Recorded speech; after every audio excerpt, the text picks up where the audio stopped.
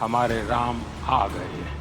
तो roughly 3,500 crore only cash donation. IB ने कम से कम 12 report.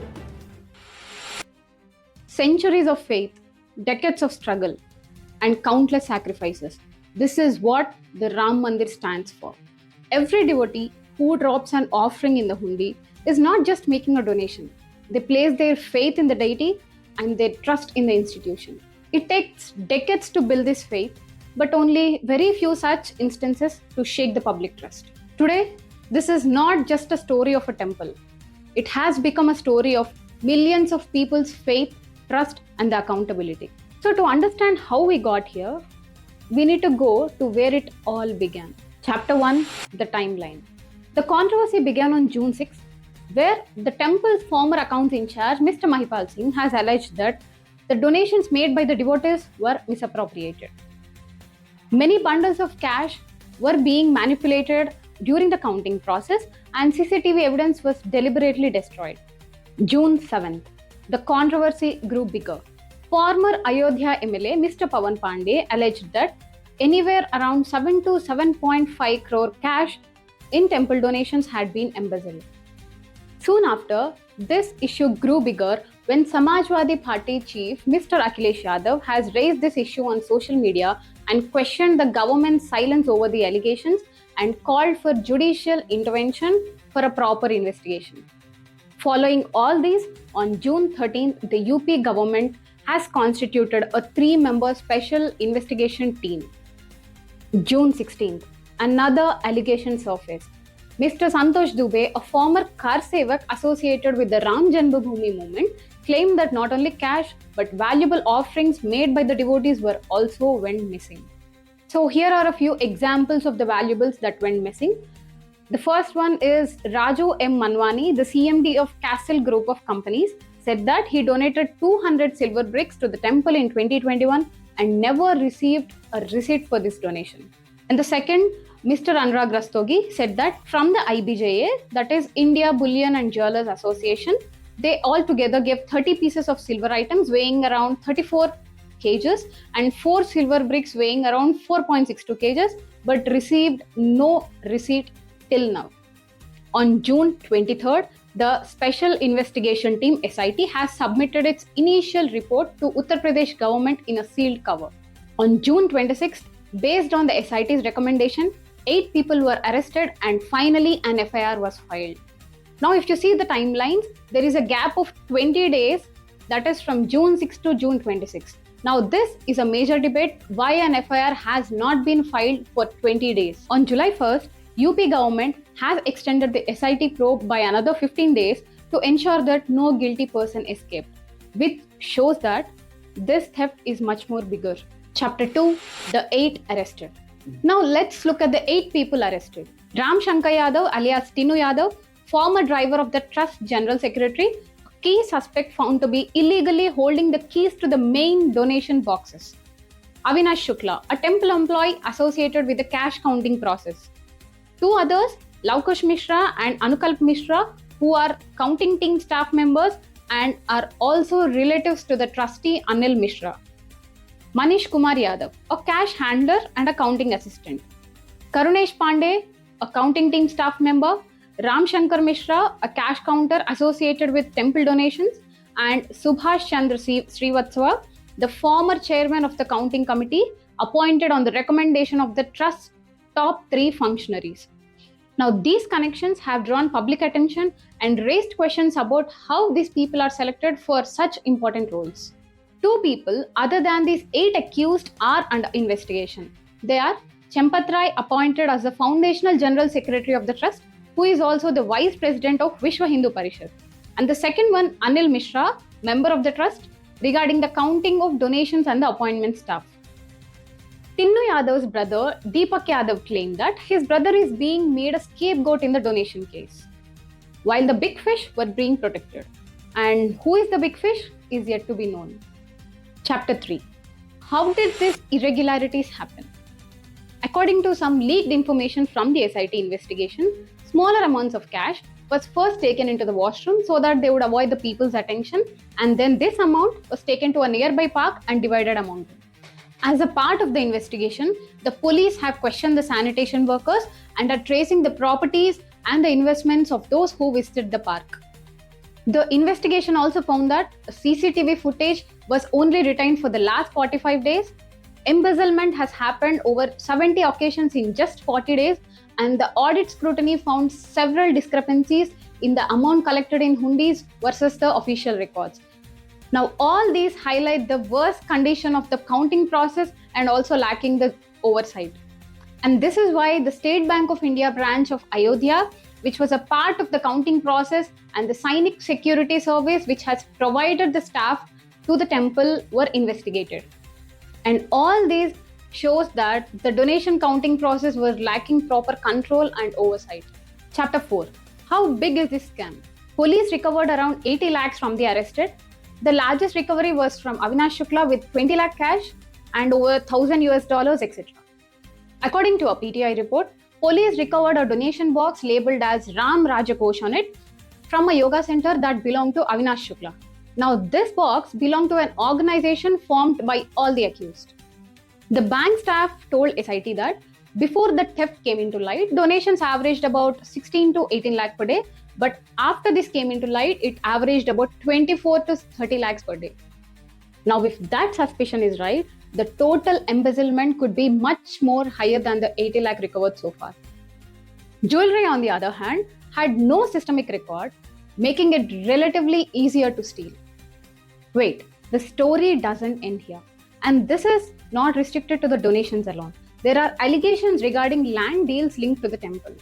In 2021, the Indian Express has reported heavy financial irregularities in the land deals related to the temple. One of the cases being a piece of land was purchased for 2 crores and within just 5 minutes later, it was sold to the Ram Trust for 18.5 crore. This is not one case. Many such cases has been reported till now. Chapter 5. The ignored warnings and political significance. Now let's talk about the warnings that reportedly came before the controversy began. In November 2019, the Supreme Court cleared the way for the construction of Ram Mandir. A few months later, in February 2020, the central government announced the formation of Sri Ram Janmabhoomi Tirth Kshetra Trust to oversee the construction and management of the temple.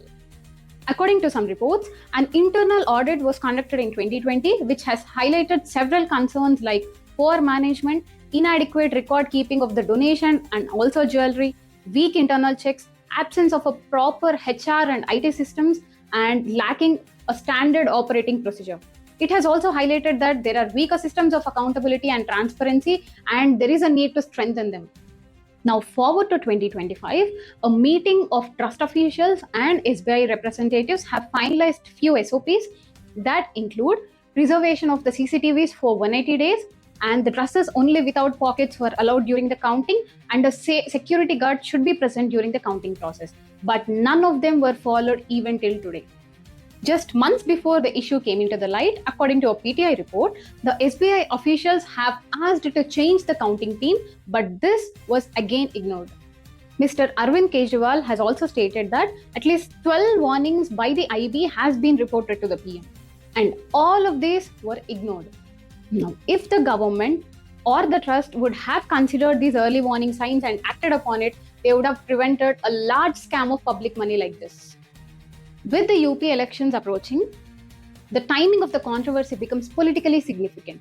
Since the Ram Mandir has been BJP's biggest political and ideological achievements, any controversy surrounding this can give the opposition political parties a major chance to question its governance. Mr. Arvind Kejriwal has compared the Prime Minister to Dhritarashtra in the Mahabharata, meaning that the government chose to ignore the early warning signs and also chose to not respond till now. Chapter 6.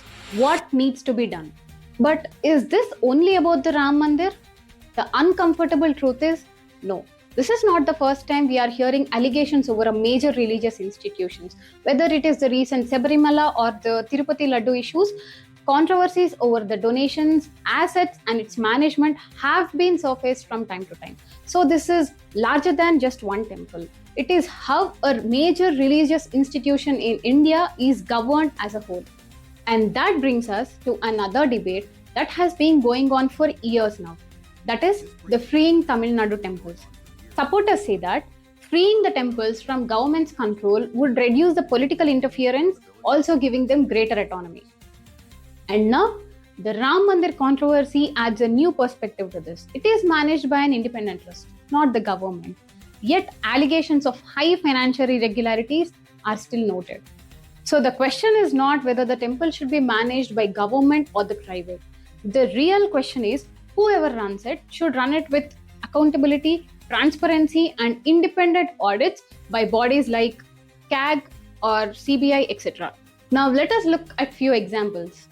The TTD, Tirumala Tirupati Devasthanams, one of the richest religious institutions in the world, which manages thousands of crores every year, has to have something more than just a faith.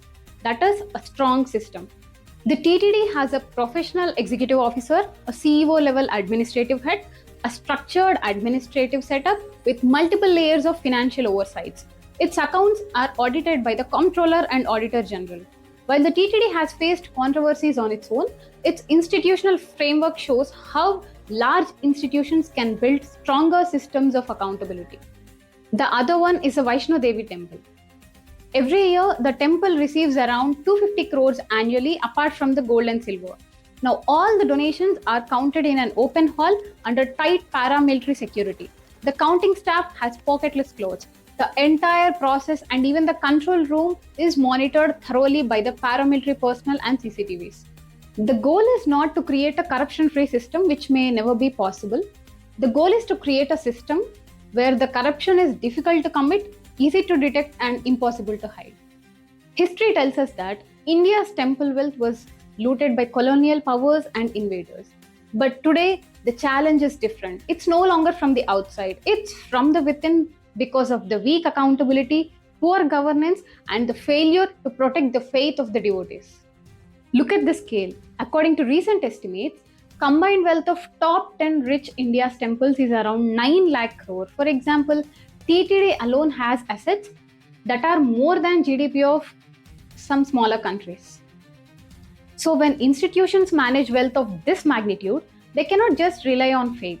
They need world-class systems of governance, stronger internal controls, and professional management. What Ram Mandir and temples like this needs now is not just an investigation. They need a proper institutional reforms, a professional CEO with an independent governing body that has experts of finance, auditing, and also temple administration. Stricter surveillance systems with digital record keeping can ensure transparency, accountability. Faith and accountability go hand in hand. So when institutions are responsible, transparent, and honest, people's trust only grows stronger. Because at the end of the day, protecting faith is not only the responsibility of the devotees, it is also the responsibility of the institutions who are trusted to protect it. Hope you liked the video. Let us know your opinions in the comments down. And for such more simplified content, subscribe to Charita Simplifies.